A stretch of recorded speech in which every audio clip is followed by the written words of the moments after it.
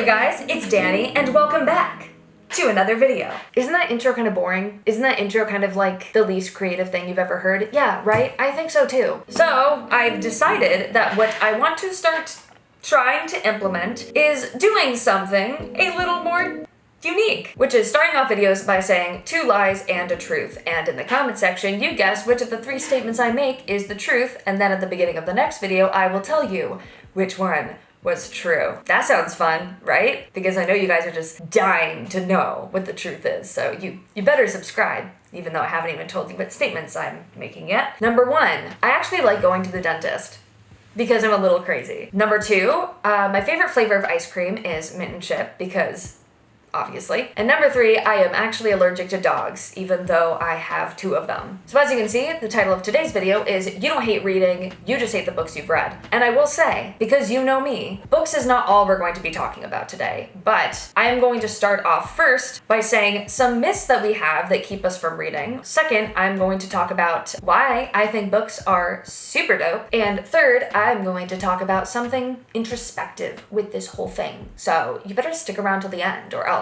you're gonna miss out on some like real wisdom. Swag. The reason I wanted to make this video is because in this past year, I have read more books than I have read in the past 6 years. And yes, that includes books that were assigned to read in English class. I am so sorry, Miss Taylor. I think so many of us think we just don't like reading, when really the real question we should be asking ourselves, especially with novels, is do you like storytelling? In my opinion, pretty much every good piece of art tells a story. There are songs that tell stories of true love or heartbreak. There are art pieces that tell stories of depression or finding a light in your life. There are books that obviously can be about far more complex and in-depth concepts, as well as film and television, since, you know, the story and the character arc is kind of the focus, whereas in music, that's not as much the focus, but you get my point. So while I do agree that reading may not be your preferred method of storytelling, I do think that to identify with this idea of I just don't like reading or books aren't for me, you are kind of blocking yourself off from this whole potential of things that could actually bring you deeper satisfaction in life. So I'm not telling you that you need to start reading multiple books a month. Really, what I'm asking you to do is just open yourself up to different ideas. And if you're someone who already likes and enjoys reading, then this video is here simply to validate you as being correct. Books are awesome. That's not nerdy to say at all. I'm cool. Duh. Alright, so now that I've done a small little tangent about books, I want to talk about 4 of the biggest myths that hold us back from actually reading. The first myth, I just have bad reading comprehension. Reading comprehension was always my lowest score on any sort of standardized test. It is the score that made it where my ACT was not as good as it could have been. And on top of that, almost every single time I had to read a book for English, I would have to reread that paragraph so many frickin' times to even understand the information. Sally sat at the bar and ate a hot dog. Hot dog. Hot. What? And obviously I'm exaggerating a little bit, but sometimes it really felt that bad, where I would read paragraphs upon paragraphs, sometimes thinking I'm interpreting the information, and then 3 pages later I realize I have no idea what's going on. So from that perspective, being like, I have poor reading comprehension, reading a book would be an absolute terrible idea for me, made complete sense based on the evidence that I had from my experience with reading throughout my life thus far. But then I stumbled upon a novel and I started reading it, and I was like, wait, I'm actually understanding the information and don't have to reread a paragraph 5 times. When something is written in a style that works with your brain, when your brain is able to read these sentences and understand which words need to be emphasized, you do not have to reread these paragraphs. A lot of times your reading comprehension isn't bad because there's something wrong with you or because you're dumb. A lot of times your reading comprehension is bad because your brain is like, this information is boring to me. I am not going to waste my time thinking about it. But I'm here to say that as someone who has identified heavily with having really poor reading comprehension, I have found books where I could not believe how quickly and easily I was able to pick up and visualize what was going on. So if you have poor reading comprehension, there is a book out there for you. It may be Dr. Seuss, okay? But there's still a book out there for you. Possibly. I don't want to make any sweeping statements, but you get my point. The second myth that I think a lot of people fall into is the idea that I just don't like reading. I smell something stinky. I think it's your bullshit. Before we make any sweeping statements, I am going to say this. When you're on Instagram and you see a meme, do you get scared any single time you see words on that meme? Or do you look at the meme and you go, that's funny? I mean, like, does this scare you?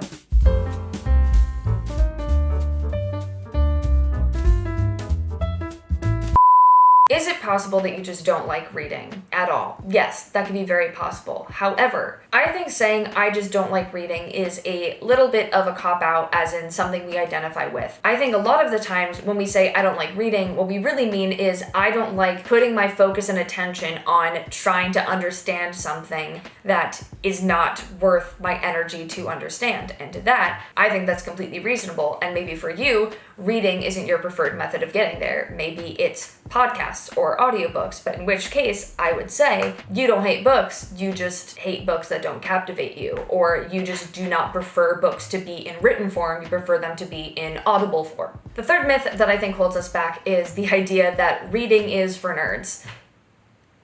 This is just true. There's no arguing this point. True. Books. It's just like Nerdy Nelson to get us some books as a gift.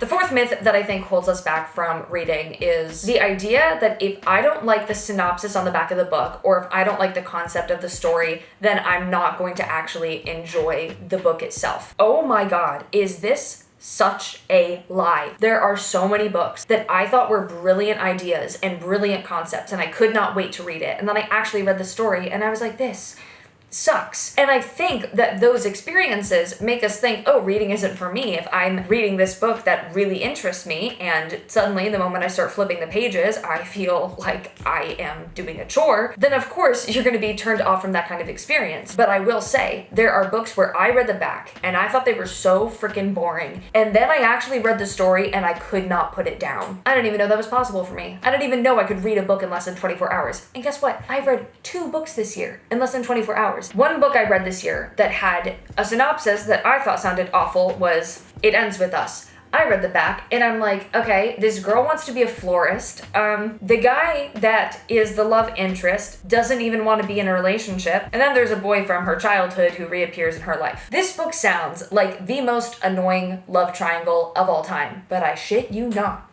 I started reading this book. It is so good. And I don't even want to say anything about it because I don't want to spoil anything in this story. I also think romance, ew. But because I liked the cover and for some reason my gut feeling was just go with it. I know the story sounds boring, but you're probably gonna like it. And guess what? I freaking loved it. And on the complete opposite side of the spectrum, the book The Lovely Bones. I read the concept for this book and I freaking loved it. A little girl who is assaulted and then murdered by her neighbor, and she watches her family essentially struggle with her death. And that's not a spoiler. All of this is revealed in the first chapter. The first line of the book is literally, my name was Salmon, like the fish. First name, Susie. I was 14 when I was murdered.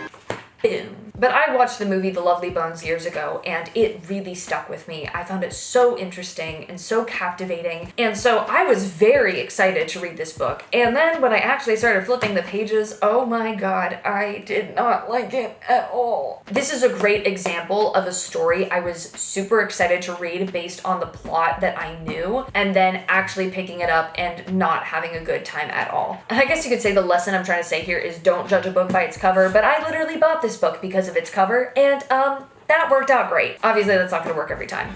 But my purpose in saying this is when we look at a certain concept and we think, oh, that doesn't interest me or that doesn't fascinate me, we have to ask ourselves, why do we care about a story? It's not just about the plot, it's about the characters and what they go through and their transformation and the way that everything is laid out. It's kind of the art form of storytelling that really captivates us. There's so many stories that sound boring or not that interesting, and I'm sure you can relate from certain TV shows or films you watch that you went in thinking, and then you actually watch the film or watch the TV show and you thought, oh my God, this is absolutely beautiful. This is absolutely brilliant. And the reason I think that happens is because of the fact that we allow our mind to open up to the possibility of, I don't know if I'm going to like this or not. I'm done with the myths part of this video, and I want to get into the real reasons why I wanted to even bring these topics up in the first place. Whether or not you decide that you want to pick up a book this year, whether or not you decide that you are ever going to read a book again or even listen to an audiobook or whatever it may be, that's not truly my intention with this video. My intention is to realize that maybe you identify as someone who does or doesn't like something. You know, I went into this year thinking books just aren't really my thing. I prefer video games, I prefer YouTube videos and TV on occasion. And when I kind of had this novel fall into my lap, I decided, you know what?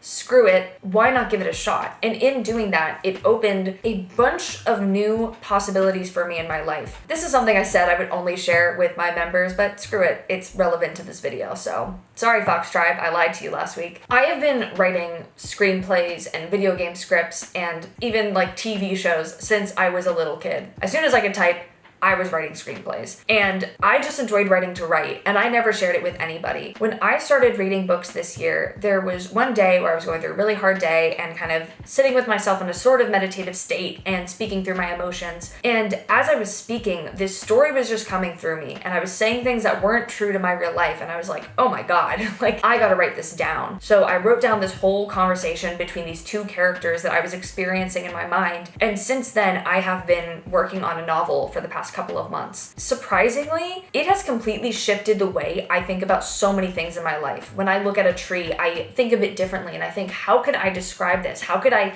capture this in the form of words so that I can almost take this moment, transfer it onto a page, and then another person in their mind can see that tree? And how can I do that with just a small number of words? And it's almost kind of like this puzzle and this game, but at the same time learning what makes a story interesting, what makes a story valuable, and then thinking about my own life and asking myself, what misbelief do I hold about the world? If I was a character in a story, what would be the lesson that I'm learning right now based on all of the things that I'm experiencing? And so what's so fascinating is we sometimes get so heavily identified to what we do and what we don't like. But because we're so identified with these things, we don't realize that maybe, just maybe, there's something that we think we hate or something that we think isn't for us that actually could be the thing that brings us the most satisfaction in life. If you're sitting there and you, for example, identify heavily with being monogamous, but in reality, the life that might bring you the most joy is one that is polygamous, then you are actually basically subjecting yourself to a less fulfilled life because of the fact that you're so heavily identified with this thing. Look, I truly believe that I'm monogamous as well. I think polygamy would be a shitstorm for me. But the reason I bring this up is because we sometimes limit ourselves, and I don't want to say we don't know if we don't try, because we could be, oh my fucking god, my aunt is calling me. Hey Christy, I'm in the middle of filming a video. Can I call you back in like 15 minutes? No worries, no worries. All right, bye, thank you. Did you see that? Did you see the boundary I just set, like, so respectfully? Okay, I feel like I won't be able to finish that thought because I don't really remember exactly what I was saying. But long story short, the more we identify with things, the more we identify with liking or not liking something, the more we close ourselves off to the potential that there are things out there that could be more satisfying for us in this now moment. When we identify with something, we're not truly living in the present. We're living in the past. We're living in these ideas of what used to work for us, what used to feel good for us, what has not felt good for us. Instead of living in the now and allowing each moment to introduce something new and different to you, the more we become present in our lives and kind of let go of these identities that we have, the more that we are able to find new things that might actually provide us with more fulfillment. But here's the ironic part that I'm sure a lot of you see, and if you do see this, you little genius you. And I'm gonna start with a personal example. I start this year by identifying as someone who doesn't like books, and today I identify as someone who loves reading and reads books and has a profile on Goodreads because that's what people who read books do, just social media, but for books. And the danger danger with that is now I identify as someone who does read books, which is funny because now if I get attached to this label, then I may miss out on other things in my life that could be even more satisfying. And for another example, which I think even more people on this video will be able to relate to, when I went through my spiritual awakening, I suddenly identified as spiritual. And by identifying with that label, I closed myself off the idea that perhaps there were certain perspectives that I held that were not my highest truth, and certain beliefs that I held that were simply absorbed from other teachers, and I believed it to be true because I'm like, well, spirituality in my head means this, and I identify with that. These people have been spiritual for a long time, and they seem to know what they're talking about. So anything they say, I'm going to accept as true because I think spirituality is superior, even though it's not, but that's a different topic. And so we start to become less ourselves by identifying so heavily with these things that in that now moment you strongly resonate with. I know this video kind of took a completely different turn from the title, but if you take away anything from this video, take away this. The more you attach yourself to a certain label of identifying with something, the harder it's going to be for you to find the things in life that are going to bring you the greatest satisfaction. And the reason that is because if you identify under that label, but there's something outside of that label that could be even more in alignment to you than the things within this box, then you're never going to live the life that's truly the most fulfilling and satisfying for you. But anyways, as of today, I've really been enjoying reading. It has opened up so much more joy into my life and curiosity about different topics. If you feel like you've lost fire in your life, just try new things. Just open yourself up to the possibility of, I don't have any passion in my life right now and everything feels kind of boring and kind of mundane. And maybe, just maybe, there's something that I find that captivates me and it acts as a mirror on this fire and passion that I have always had inside of me. I don't know if it's really that you've lost your passion for life or if you have your life simply void of all mirrors of that passion, because everything is a reflection. Every person triggers a different emotion within you, so that person acts as the mirror to that emotion. Anyways, I am getting into a very philosophical, spiritual conversation. I already said the point of this video, so I think we're just going to end it off here. Thank you so much for watching this video. I really hope you enjoyed. If you did, please hit that like button. And if you want to see more of me, then subscribe. If you want to see even more of me, then hit the join button and hit the notification bell if you're really cool. Stay awesome, possums? Sure, stay awesome, possums, and I will see you in another video.